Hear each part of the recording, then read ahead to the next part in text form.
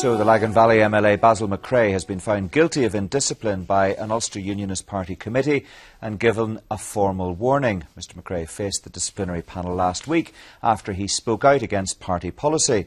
The two complaints against him were upheld. So does the decision to give him a slap on the wrist rather than expel him mean that's an end to the matter? Basil McCrea is with me now. Thank you for joining us on the programme. You must be disappointed they didn't throw the book at you. I'm disappointed they didn't find in my favour. I still don't know exactly what the problem is. I spoke on party policy, written party policy. I didn't attack anybody. I acted in the best interest of the party, and I provided them with lots and lots of detail on the record to say this is what actually was said. So I'm at a loss as to how they've actually come to the conclusion. They handed out the most lenient punishment available to them. They found you guilty, but they gave you a formal warning. Has that actually wrong-footed you? Because a lot of people said before this, of course, Basil wants to be made a martyr. If they'd thrown you out of the party, you could have moved on. It's actually a lot more difficult for you to do that now.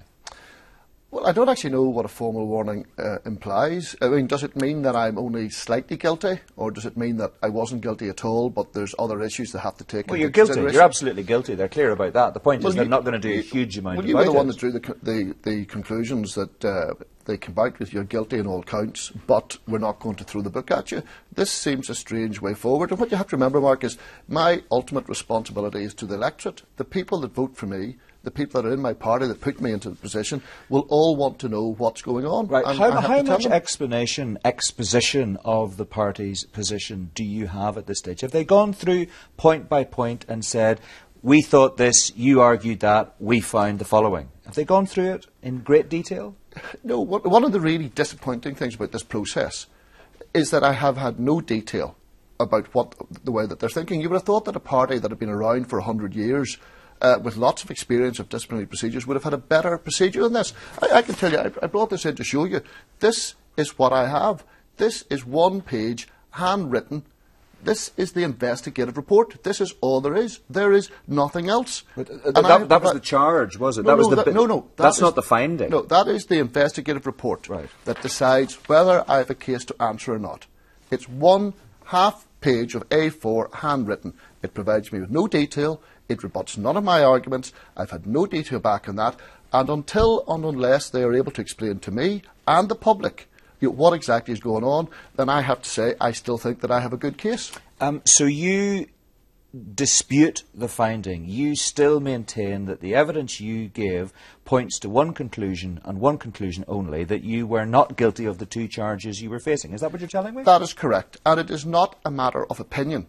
This is fact. This is transcript, or this is on Hansard. These are things that you can read. Yes, but with respect, you're the defendant in this case. You're not the judge. I mean, you were the person standing in the dock. The judges, that's to say fellow party members, listened to the evidence, looked at all of the facts, and they made a ruling which, you might not like it, but it disagrees with your point of view. They found you guilty. Well, all I can say is I don't understand how they've reached their conclusions, what their thought process is. And I will say we seem to have something of a problem in this regard. There's a pattern emerging about how we deal with disciplinary proceedings or whatever. The number of people that have left the Ulster Unionist Party over the last number of years is just without reach. I mean, we do not appear to have got this right. I am confused about how they're thinking. I don't think I've done anything wrong, and I will stand by my case until someone explains to me what their thinking is. So if you still maintain your innocence, and none of us are any the wiser because we haven't seen the details of what precisely you were charged with and how you answered those charges, why don't you call their bluff by publishing the evidence that you say points unequivocally to the fact that you are innocent of the charges you were facing? Why don't you put it out in the public domain and let members of the party, voters, decide for themselves who's right, Basil or the party? Well, the first thing I'm going to do is I'm going to speak to my local association, explain to them what's going on, and I'm going to give them all of the details, all of the documents that I have, all of the charges against me. But I am also of a mind, because the electorate are the ultimate arbiter of my conduct, that I will publish what I've got. And I invite the party to publish what they've got. I am not an employee. I am an elected representative. The public have a right to understand what's going on. I stand by my case. I will put it out there, and I invite them to do the same. Publish what you've got. tell us what your thinking is, and I will stand over what's been said. So you think if you publish your side of the story, people will find in your favour? I've made it quite clear to the party. They asked me to sign a confidentiality agreement twice, and I refused to do it. I made it quite clear this is a matter of public interest. The electorate has a right to know, my members have a right to know, and I intend to tell them, and I will publish it. OK, and will you appeal this decision? Is that part of your thinking?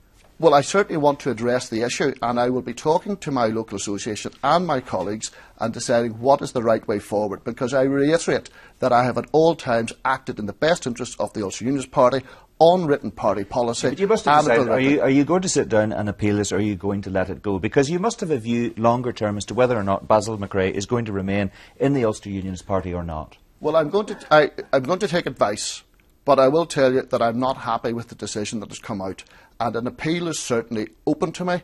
I will say it's most unfortunate that party officers are actually making public statements already that seem to prejudice the case. The entire process is compromised, and that's part of our problem, and the party has to find a better way of dealing with it, and I hope that I'll be able to help them do that. OK, we will leave it there for now. Basil McCrea, thank you very much for joining us.